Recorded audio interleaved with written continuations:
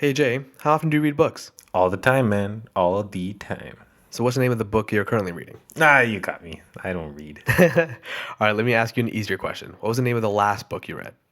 Okay, the last book I actually read, cover to cover, was Banking on America: How TD Bank Rose to the Top and Took on the USA. I really thought it was going to be just a story about the bank and its history, which it was, but it was told through the collective stories of people. It was really a character driven story, which made it a real page turner and far more personal than I expected. I really enjoyed Howard's writing style, so I decided to pick up his next release, Railroader. I assume it's about planes. You would think so, but it's actually about Hunter Harrison, the former CEO of four of the largest railroads in North America. Again, sounds very straightforward. It's anything but. Really think about it. There are about 7 to 8 massive railroads in North America, and he's been CEO of four of them. That's like the CEO of TD Bank going on to become the CEO of RBC, then CIBC, then Scotiabank, then BMO. It's already hard enough just to be one. Again, though, it was a story about people, in particular Hunter Harrison. And I love reading that story too. Hunter was a controversial dude. You either respected and loved him, or you hated his guts. Either way, you cannot discount the impact that man made on the railroad industry. So, how about we get three-time best-selling author and former BNN journalist and co-founder Howard Green to discuss the book on Hunter Harrison with us in depth. I'm down. My name is Prakash, My name is Ajay. and this is the Real Talk Roundtable.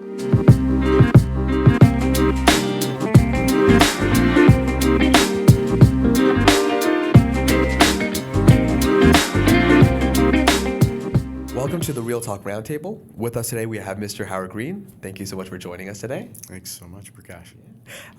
For those who don't know, Howard Green is an author and moderator who spent more than 3 decades in broadcasting. In January 2013, Howard released his first book, Banking on America: How TD Bank Rose to the Top and Took on the USA. It was an immediate bestseller and was released in the United States in paperback in May 2014. Full disclosure, Jay and I currently work at TD, and we read the book, and that's what sparked our curiosity to reach out to Mr. Green and kind of learn more about his other books. Alongside Charles Bronfman, Howard co-authored a second book, Distilled, a memoir of family, Seagram, baseball, and philanthropy, published in October 2016. It was a global mail and Toronto bestseller, as well as an instant bestseller on Amazon. Quite accomplished, I'd say. That's pretty impressive. In 2017, Distilled was named a finalist on the National Business Book Award. And lastly, in September 2018, Howard's third book, Railroader: The Unfiltered Genius and Controversy for four-time CEO Hunter Harrison, was published and became an immediate #1 national bestseller. I think that's more than just okay, I would say. Yeah, pretty happy about that. That was a nice thing to wake up to that day. I can imagine it was. Yeah. Well, we haven't wrote our best-selling books yet, so we don't know. Oh, well, I'll be there to buy them. Yeah? Oh, Yeah. for those who would like to buy it, Railroader is now available for purchase on Amazon, Indigo, or Barnes & Noble. Or independent booksellers. I figured I should that- give them a shout out. Yeah, I was going to too. say, support our local bookstore sellers. Yeah. My concern is I wouldn't want to say that and then be like, no, it's just in the mainstream. Yeah, so, maybe to start off, for those who don't know, who is Hunter Harrison in your own words? Well, Hunter was probably the most successful, and as I say in the title, most controversial railroad CEO of the modern era. You know, really of my lifetime, maybe of the century.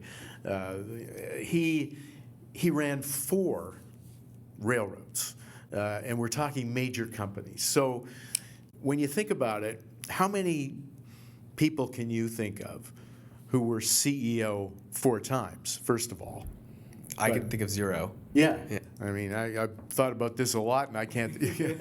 But he ran 4 different publicly traded companies. And he did not get going in the business the way a lot of managers and CEOs do these days, via an MBA at an Ivy League school or anything like that.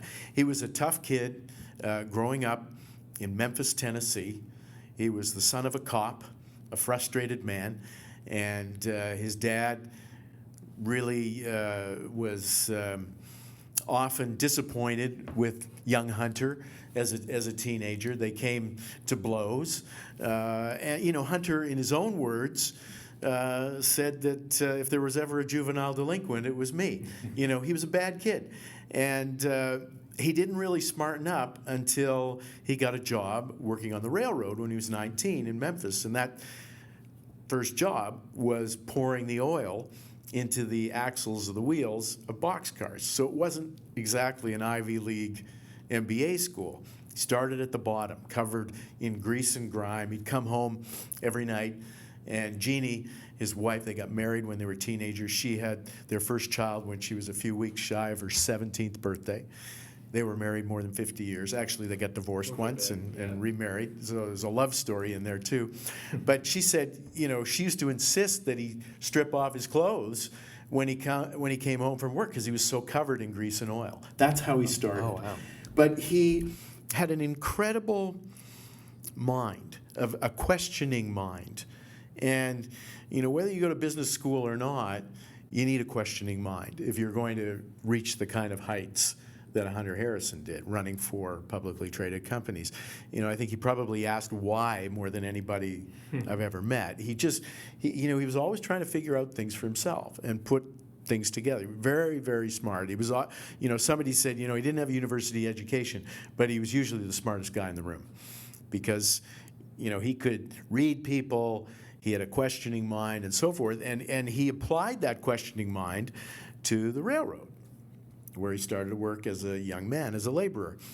And he could see how these giant networks could operate almost in 3 dimensions. You know, he talked about playing high-level checkers, and he could do it better than anybody. He just had almost a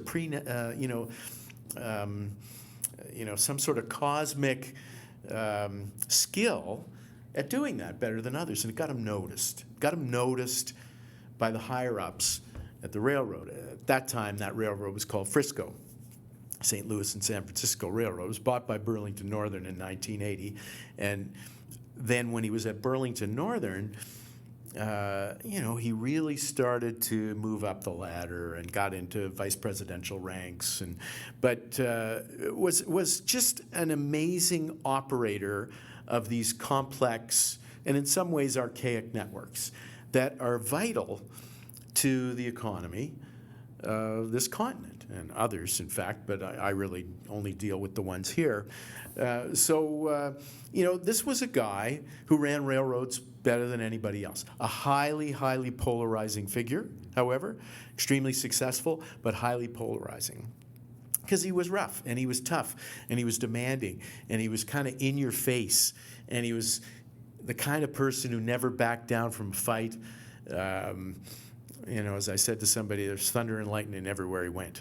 So he was a great story, and he did it until 2 days before he died, which is, a whole other remarkable level to the Hunter Harrison story. He was running a big U.S. railroad, CSX. He was very ill the last year or so of his life, but he was running it while he was plugged into an oxygen machine. And he was put on medical leave 2 days before he passed away. But, he increased shareholder value at all of these companies by orders of magnitude. He made himself a lot of money. He made shareholders a lot of money. There were railroaders who said, hey, I put my kids through college. I built myself a new house because I own stock in these railroads. And then there were other people who were let go by him. So that speaks to the polarization of views about Hunter Harrison. So I'm giving you a long answer. Hunter Harrison. That's who Hunter Harrison. Well, honestly, I think it does justice for a person of Hunter Harrison's magnitude to not answer in just 2 sentences. As you said, you did butt heads, and while granted you have success in your own right, you've walked 2 very different paths in life. So maybe help us understand how your path and Hunter's crossed and how that turned into a book. Totally different paths. Absolutely. Totally different countries. Totally different countries. I'm a kid from Halifax. He was a kid from Memphis. But he knew Elvis. I did not know Elvis. I like Elvis. Hunter did not like Elvis. So we could have, he could have been from Jupiter and I was from Mars. The likelihood of us running into each other was low. But I used to host an interview program at BNN for a long time, and when he was at CN, he was a guest. He became a regular guest, and we kind of enjoyed talking to each other. And, I had him come to Toronto for his exit interview when he left CN in 2009. We stayed in touch. He would take my calls, on a Sunday afternoon, whatever. And then when Bill Ackman, the big activist shareholder, Pershing Square, hedge fund guy in the United States, started to buy CP and targeted CP, and then ultimately there was a big proxy battle, and it was headline news here, and he wanted to bring Hunter out of retirement to replace the CEO at CP. We started to talk more frequently. And then, he would come on the show during the proxy fight to make their argument, and then he ended up running CP. It was the third one he ran, and he turned that. He had made CN the most efficient in North America after making Illinois Central the most efficient. Then he made CP the most efficient. And then, as he started to get through the tenure at CP, he contacted me through his people and said, well, Howard, maybe there's a book in Hunter's story. And, I'd kind of had it in the back of my mind after doing the book on TD, Banking on America, that you mentioned in the intro, that, Hunter was a pretty interesting cat. And, this railroad business was pretty interesting, and this proxy fight was pretty interesting, and pretty colorful, and maybe there's a book. So I was kind of mulling that notion, although I hadn't made any serious approaches or anything. But when I was approached about it in the summer of 2014, shortly after I left BNN, I'd already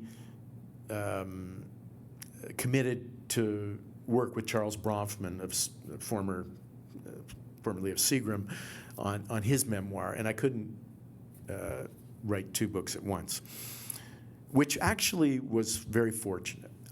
Hunter was really only 3/4 of the way through his story. But we re-engaged in, I think it was April or May of 2016. I went down to his farm in Connecticut in May of 16, and we just started to talk again. And he was not feeling that well. He was still running CP. But Canadian Pacific, for those who don't know these initials, CN, Canadian National, CP, Canadian Pacific. Maybe just at that point, we can go over the timeline very quickly. So Yeah. it was Illinois Central first. That's right. That he was CEO of. And that was after he had risen up the ranks in Burlington North. That's right. He'd kind of worn out his welcome at Burlington Northern. This is almost a recurring story with Hunter. Amazing at what he did, but he made a lot of enemies. He was one of those people who was very willing to be unpopular. To do what needs to be done. To do what he thought needed to be done, what he thought the right thing was. The end justifies the means. Yeah, and on the other hand, he would get very bruised when people would take it the wrong way. Or criticize him for it. He bruised easily, which was kind of ironic because he was, very willing to be pugilistic. To your question, Jade, we were worlds apart, but somehow, we were able to communicate, and he trusted me to hear him out. He needed to talk. He was one of those people who needed to tell his story. He needed to be understood. Yeah. He felt he was misunderstood in certain levels. And I had to dig deep, and I had to go to a lot of sensitive spots for him, and thus the arguments that we had, or, to flesh these things out. But ultimately, as I said at this event in Memphis, you never know who you're going to meet in life. And I could never have predicted I was going to meet a guy like Hunter Harrison. Probably Howard Green was not high on his list. But he trusted me. And it's kind of a profound thing, not kind of a profound thing. It is a profound thing to be trusted with somebody's life story, just as Charles Bronfman did. It's a privilege. And you're trying to write something that's fair and honest and will have an impact, and it's It weighs heavily when you do it. It's a big responsibility, and I'm, as I think I said in the intro or acknowledgments to the book, to my everlasting regret that he didn't live to read the book, because I know we would have argued about it. He would have argued with me about it. As I said it at the book, I can say it because people say these words on air now, but. I said at the launch here, I worked on my Hunter imitation. Howard, what in the shit did y'all go and write that for? This is a bunch of bullshit. Bullshit. And he said it like nobody else said it. With two O's. Well, that's how I spelled it, just to in italics to kind of, create the sound for readers, because it was it just had this amazing way of saying it, that it was almost musical. And so, anyways, he's not here. But, it's funny. I just, I played tennis, as you know. And he was a very good athlete. And, I said to him once, you've improved my tennis game. He said, what the hell are you talking about? And I said, well, you said to me, Howard, if it ain't working, try something else. And if you can't hit your forehand, well, then hit your backhand, And he applied that kind of thing to railroads, and I've gotten off track here, but his philosophy, or the philosophy that he articulated at Precision Scheduled Railroading, was a philosophy of continuous improvement. So, if your forehand's not working, try your backhand. Or, try a drop shot. Move the boxcar a different way. Right. And that's a good lesson. So sometimes when something's not working, I hear that voice. Yeah. And so maybe it's for people listening. We can quickly backtrack on his career. So, so he started BN, worked his way to Illinois, got acquired, worked at CN. Yep, 10 years. 10 years. A little over. Became CEO there. Yeah, he was COO first when he went. And then he did this bit in CP. For most people, that you would assume that's the end of it. And then he ended his journey with CSX, as you mentioned. Well, that Proxy War was something that I'd covered business in Canada a long time. And I had never, ever seen anything like that. I mean, it was an American hedge fund, a big American hedge fund. Bill Ackman, the front man, Paul Halal, his partner, who did a lot of the groundwork and research, identifying the opportunity, because CP was underperforming, and bringing Hunter Harrison back as the potential CEO. And Hunter, he had there were a lot of people in Canada didn't like him from his CN days. A lot of people loved him, but a lot of people still didn't like him. And the CP board was Blue Chip Canada. The chairman was the former CEO of Royal Bank, and there were a number of other big name people on that board. CP is a historic Canadian company. I mean, it knit the country together from coast to coast. Right. Sir John A. Macdonald built the railroad. The Canadian Pacific Railway was built to keep Americans out, and here 3 Americans coming back. We're going to show you how to run a railroad. And so it was a huge fight, and they won like sort of 90% to 10%. They thrashed that board in the vote, and so it was a very, very dramatic thing. And Ackman started to buy the stock at $46. It was over 300 this week. Wow! It topped 300. And it's staggering, really, what happened to that railroad. Anyway, and as you said, I mean, it wasn't over yet, because here he was 70 years old. He'd done it for 3-4 years, and his health was in decline. What am I going to do next? I hated retirement. When I was done at CN, going out of my mind, pacing the stalls at the horse farm, like a caged beast. Had to get out. Do something again. His wife wanted him out of the house. That was the joke. And it's like a bull in a china shop. He was, yeah. As this guy used to write a column for Maclean's years ago, Alan Fotheringham, wrote the back page. Everybody read it because it was funny and astute, political. He said, he would describe Hunter as a guy, who's a bull who carries his own china shop. So anyway, the U.S. railroads were not performing anywhere nearly as well as the Canadian ones. And CP had tried under Hunter to buy Norfolk Southern, or CSX first, didn't work. Then tried Norfolk Southern, big, sort of ugly, hostile, public thing. It didn't work because he didn't care about politics. He didn't care about optics. He thought it was a great idea. People should logically accept it. And they didn't do the lobbying in Washington necessary to secure that, and Norfolk Southern won. And so they, what do we do? It didn't, they weren't going to be able to buy another railroad.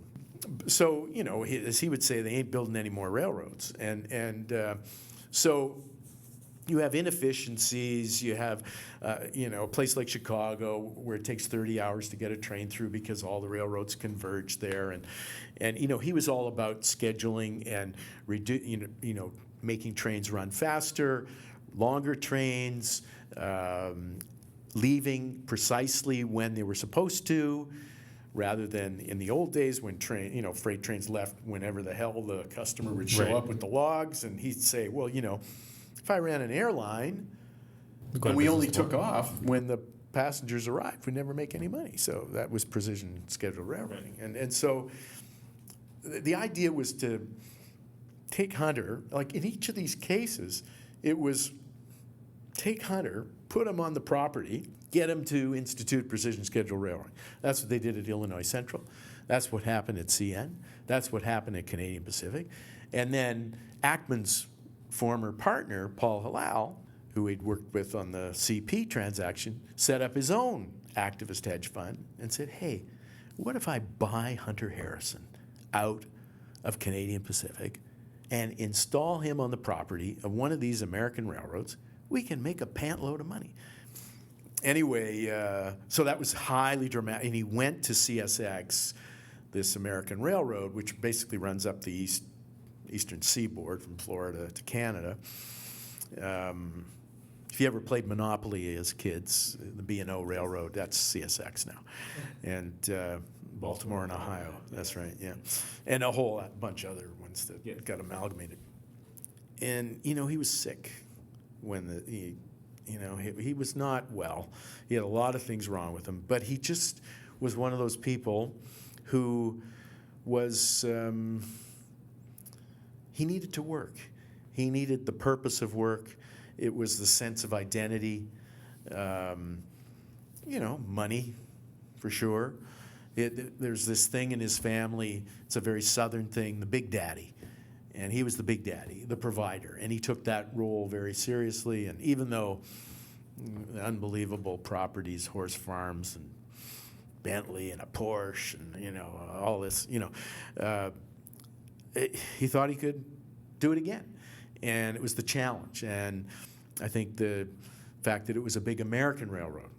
Oh, yeah, you did it in Canada. Well, it's easy in Canada. It's just a big empty country with straight lines. The tracks go across. You come to, the east coast of the United States, it's a spaghetti network. It's dense, and you're not going to be able to get the efficiencies. Bullshit. So anyway, overnight, that stock went up 23% just on the rumor that he would be running it. All of a sudden, CSX was worth, $8 billion more overnight. So 118 million, not such a bad price for that then. Yeah, I mean, it's back overnight. Like for mere mortals, like most of us, it's insane, the kind of money that was paid. But, when you do the math, okay, so if he made over the course of these four companies, $500 million, say, running those four companies, and he created $50 billion in shareholder value. What's that percentage-wise? 1%. So I mean, I'm not the one to judge whether that's fair or right, but that's, you can certainly look at it that way. And arguably, a lot more shareholder value has been created since his death at the end of 2017. I mean, CSX just hitting all-time highs, CP hitting all-time highs, CN hitting all-time highs, and 6 of the 7 Class 1 railroads that you asked about, Ajay, are now pursuing precision schedule railroading. Who's the holdout? Burlington Northern Santa Fe. Irony. Oh, yeah, Irony. Owned by Warren Buffett, no less. Yeah. Berkshire Hathaway. So it's it's an amazing story, and very emotional at the end to see him decline like he did. I was with him for 3 days, about a week and a half before he died, and it's I'll use the word again, profound to see somebody still working while they're plugged into an oxygen machine, giving it their all, and probably knowing they don't have much time left on this earth. And his family had been torn when he made the decision to go to CSX. They understood why he wanted to do it, because he needed to work, and they thought, well, maybe he'll live longer if he works, because he'd be stressed if he didn't work, he'd be going crazy. But on the other hand, I think his wife now feels, I saw her in January in Florida, she certainly feels that it wasn't worth it for him. That's not in the book now, because that's after the fact, but it was, she lost her husband, and her kids lost their father, and he just had a new grandchild, and so, it's really the story of somebody who was never satisfied, somebody who was never content, who needed to keep doing it, to keep proving himself. Well, actually, considering his tumultuous adolescence and teenage years, it was a drastic shift to go from a kid who fooled around frequently to the no-nonsense workhorse he became. Yeah. How did that shift in behavior occur? I think he would describe it as a significant emotional event. He said people's behavior changes when a person experiences a significant emotional event. And the significant emotional event for Hunter Harrison was the birth of his first child when he was still a teenager. And he realized at that point, okay, he wasn't the kid anymore. He had a kid. And it was one thing for him to, mess around and be irresponsible, but now he had the responsibility for a child. And so he told me on a few occasions that's when he decided he had to man up. And I think also it was concurrent with him clicking at the railroad. I can do this. This is something I can figure out. This is something I can succeed at. And so, it's a lot more fun, I think, to be successful than to be a screw-up. And he certainly liked being successful. And what comes back to you when you are successful? The praise, in his case, also the money, the awards, the attention, the headlines. That fed him, and the sense of accomplishment of running these companies better than somebody else. It was he took pride in that, and he also felt that everybody should take pride in what they did. He was famous for saying in these so-called hunter camps, which were very, very special retreats that were run at Canadian National, and then he did a few at CSX before he died. They were weekend-long retreats where he'd bring in, mid-level people from around the railroad and teach them how to railroad better and teach them how to be leaders. And I remember, I watched 22 hours of one of these things on DVD, and, him just talking. It was unbelievable. And, at one point he said to these people in the room, don't let them, don't let them just be worker bees, because that's what you'll get. Just care. And it was so important for him that people cared. If you cared, if you put in the extra effort, if you showed the initiative or exhibited a desire to learn, even if you were the lowest level employee, he'd spend time with you, like he did with Keith Creel. Who was a train master like he was. And, wouldn't let him quit the company to go to work for Burlington Northern. He kept him there, moved him around. Hunter moved 18 times, although he didn't really ever move to Jacksonville. That's where CSX is, but he'd fly in and out. He'd be running that company, as I described in the book, in his pajamas, house coat, and slippers from the office in his house in Florida or his house in Connecticut. I'd be sitting there and he'd be in his pajamas, and it was, and there I was, like, it was so close up, which was a phenomenal experience for somebody writing a book. Not to mention all the other people that surrounded him who talked to me. We know that Hunter believed that railroads made economies. You mentioned that Hunter kind of clicked with railroads. But why did he become so passionate about railroading specifically? And especially about the numbers, considering his rocky relationship with schooling. Why was he such a fan of the railroad, and why was that his passion? He wasn't particularly attracted to that industry. He was not a model train collector, or somebody who was a train buff or anything. They call them foamers. He went there, because he was working at a bakery that paid 50 cents an hour, and the railroad paid $2 an hour. And he just happened to click there. It was about the money from the beginning. Well, it was about the money from the beginning, but it became something else. Right. It became a passion because he thought, I can do this. I can make a future here. Because I can run these things better than other people. And so it became a passion. Just like show jumping in the horse world became a passion, or golf became a passion. And he was fantastic at all of those things. He didn't do things in half measure. He strove for excellence in whatever he did. And, I remember when, we were starting... I was starting to interview him for the book, and he said, I don't want no half-assed book, Well, yeah, that's what I was planning to do,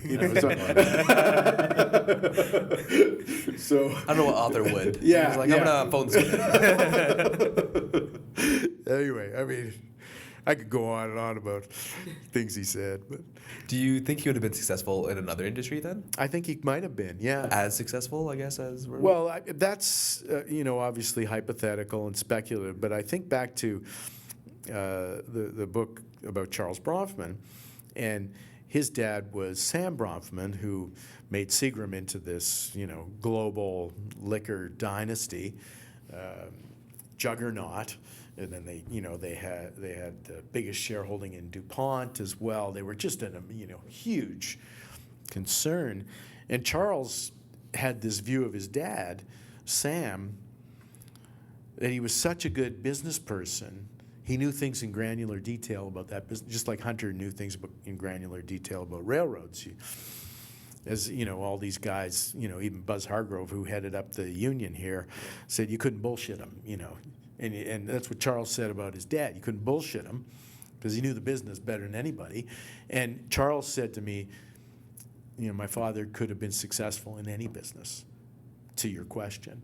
So maybe Hunter could have run a trucking company or a power company or, I don't know, a widget company for all I know.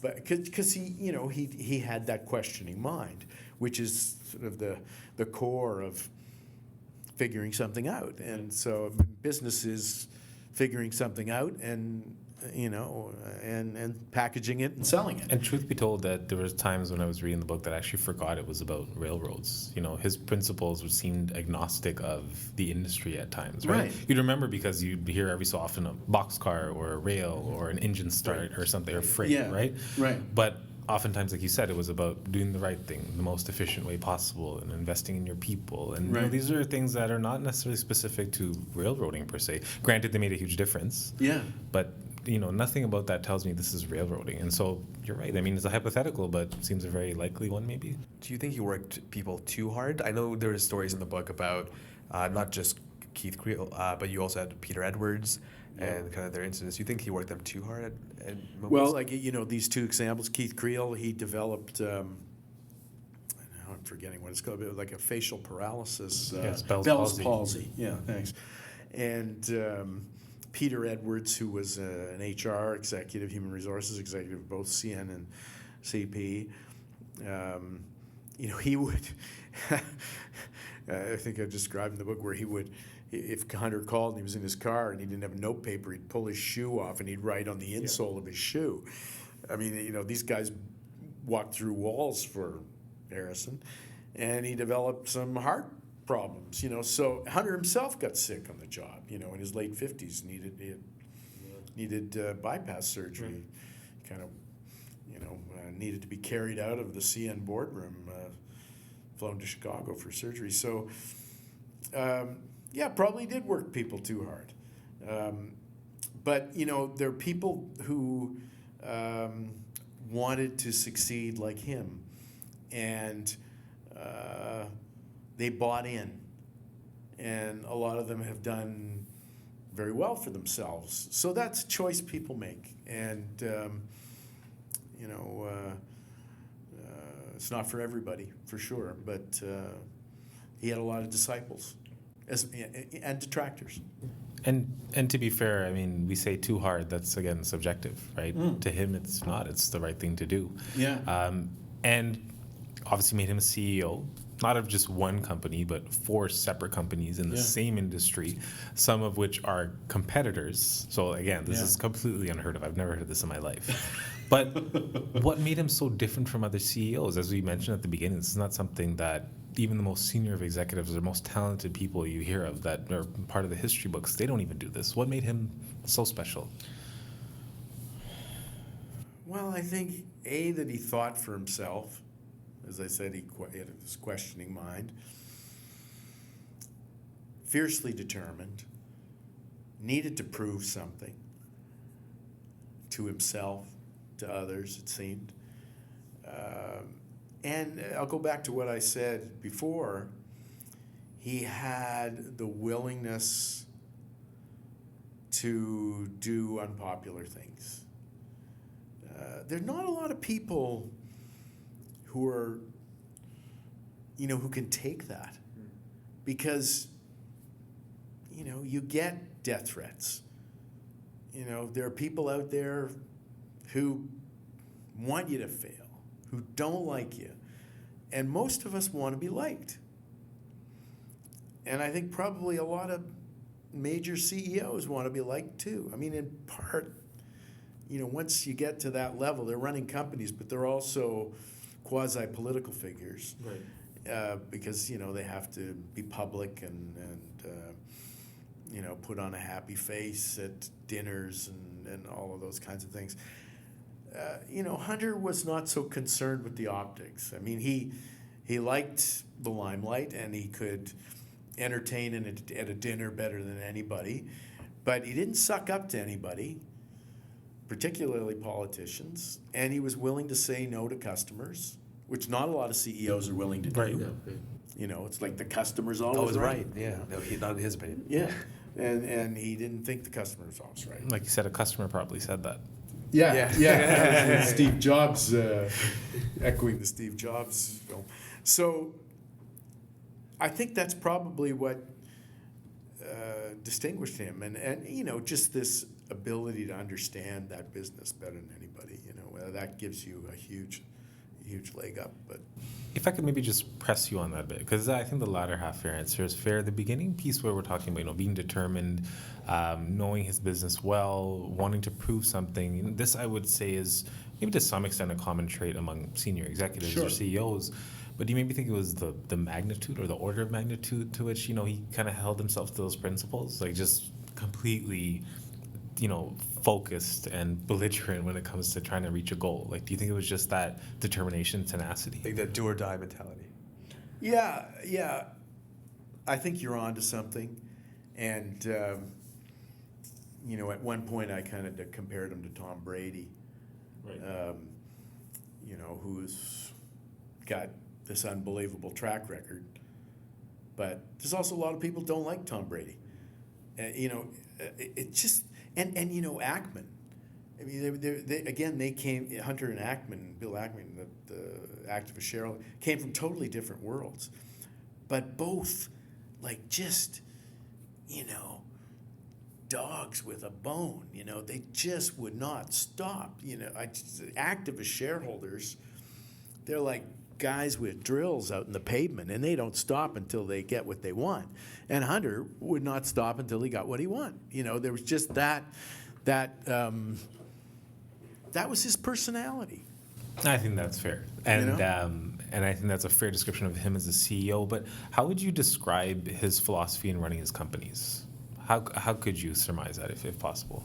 Philosophy in running his companies. Well, I mean, obviously there was the precision scheduled railroading, The Hunter camps. the Hunter camps, which was an attempt to change the culture at these companies and give people the latitude to make decisions, but be accountable.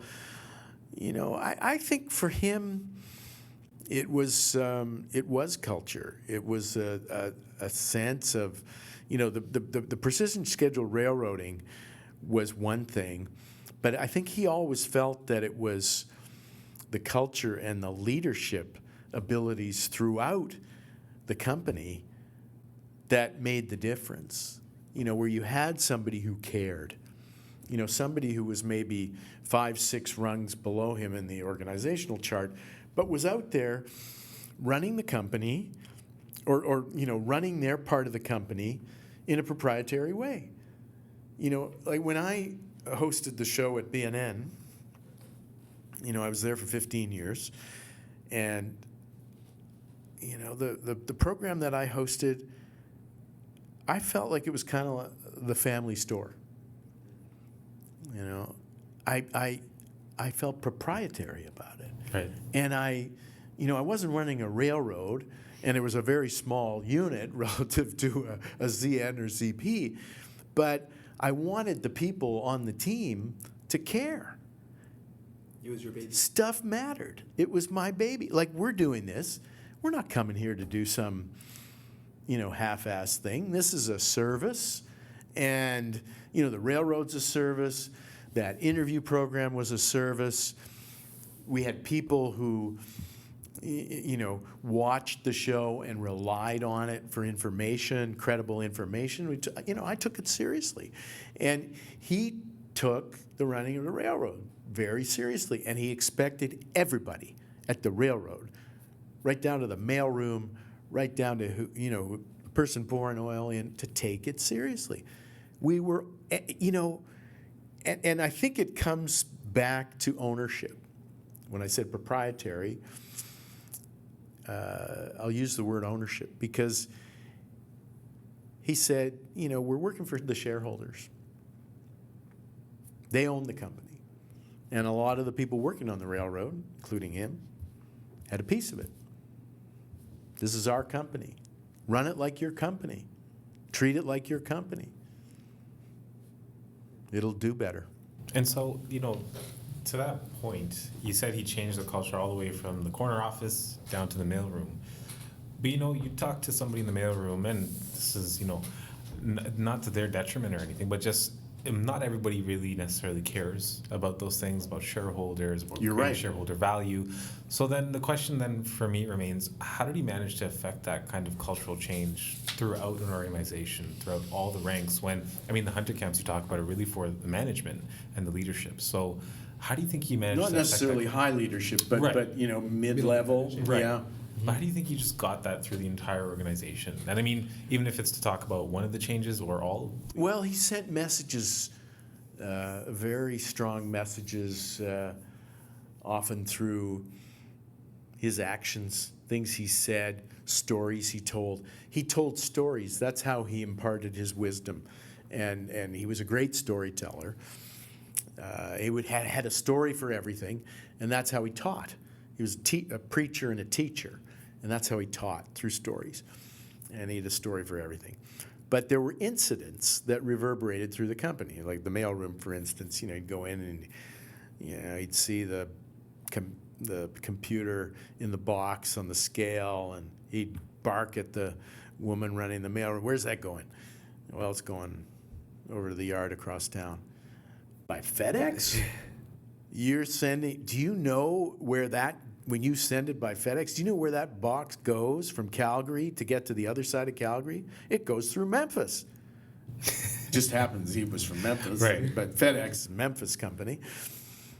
And so, he'd scare the hell out of that person. Well, he means business, and then it would, that message would reverberate through the company, or he'd get on the, if the network was gummed up in the middle of the night, he'd call up the dispatcher in Illinois and say, what's going on? Because he'd monitor these things from his home and the screens. And he said, well, I'll play dispatcher tonight.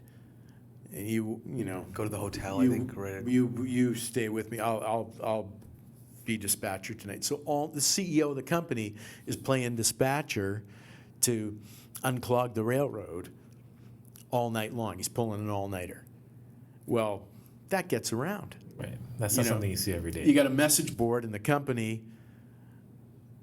You should have seen what happened last night, and who was the fire-breathing dragon who was here last night.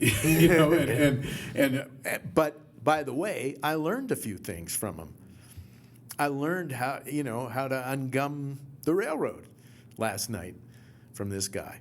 So I suppose that's what ultimately made him endearing, even though he had such rough edges. yeah. People who get pounded by him. I don't mean physically, but I mean verbally, or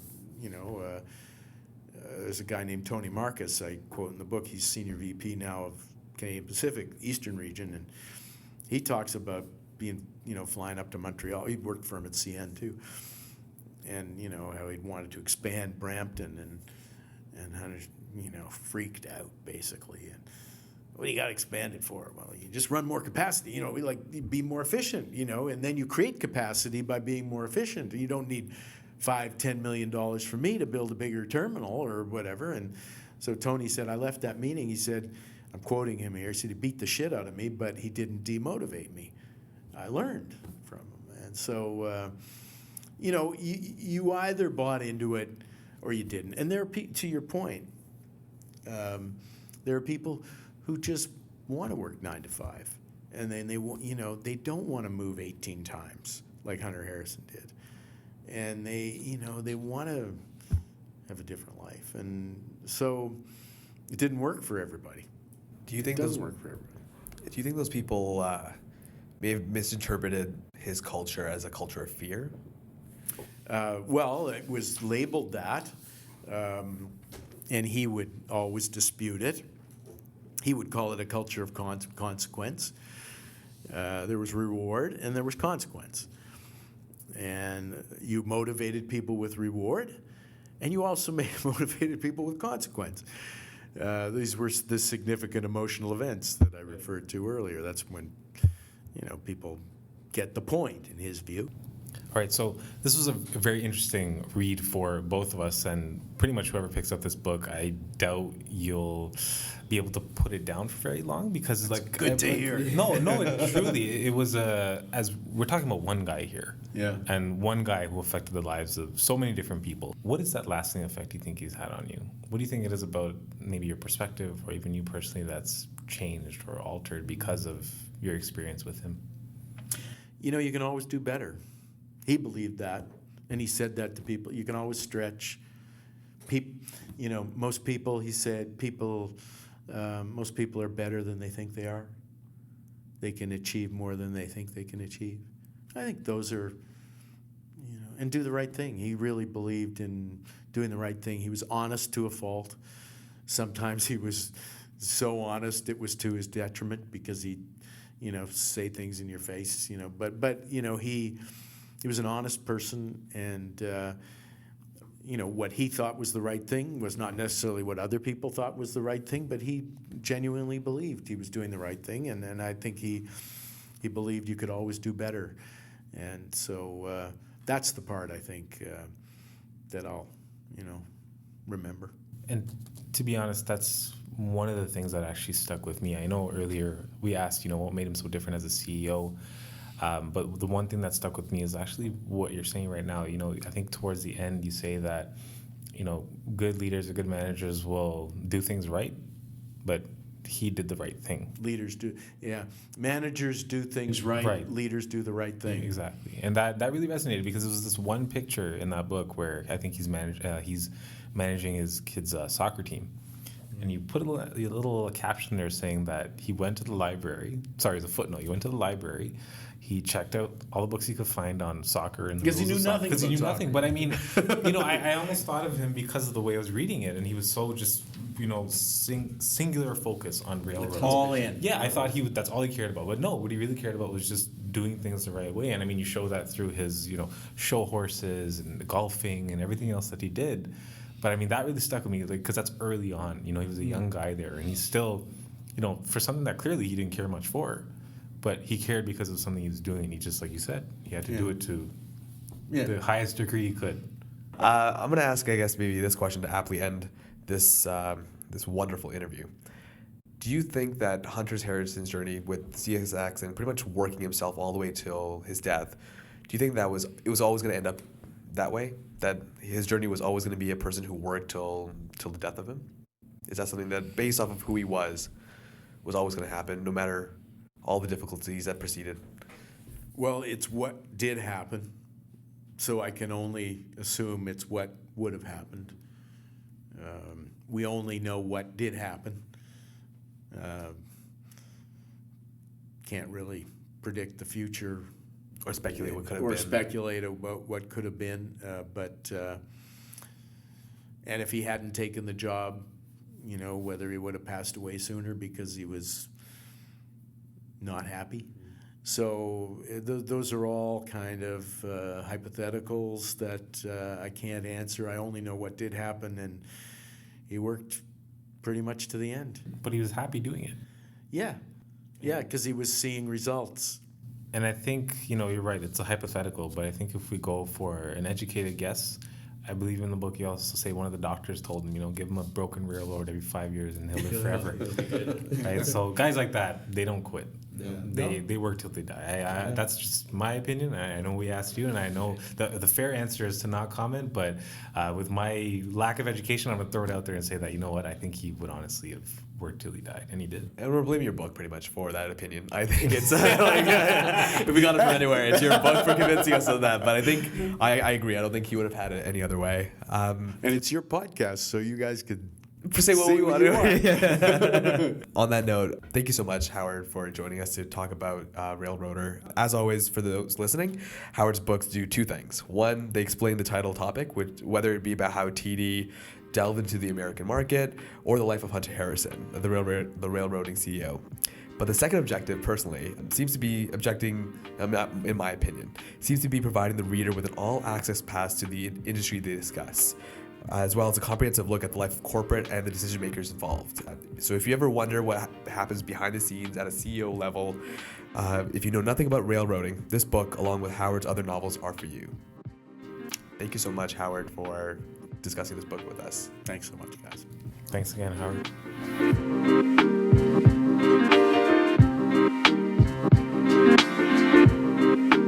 I'll be honest, man. I didn't really care about railroads before this interview, outside of Monopoly, of course. But this book used a human story to make me learn about their importance in our country. Yeah, and I especially felt motivated about the part where Hunter would say, keep working hard and be like a dog with a bone with anything you do. I agree. Hearing that part made us work even harder on this podcast because it reminds us to view it like a service, like our own company, and to take ownership with anything we do. So it made us appreciate the journey that much more. And we thank you, our listeners, for joining us on that journey as well. Don't forget to follow our social media pages on Facebook, Twitter, and Instagram for updates. Feel free to share your comments with us, and if there are any future topics that you'd like us to explore, please let us know. Finally, if you like what we discussed today, feel free to share it with family and friends. We truly appreciate the support. Thanks for listening, and we hope you'll join us on the next episode of the Real Talk Roundtable.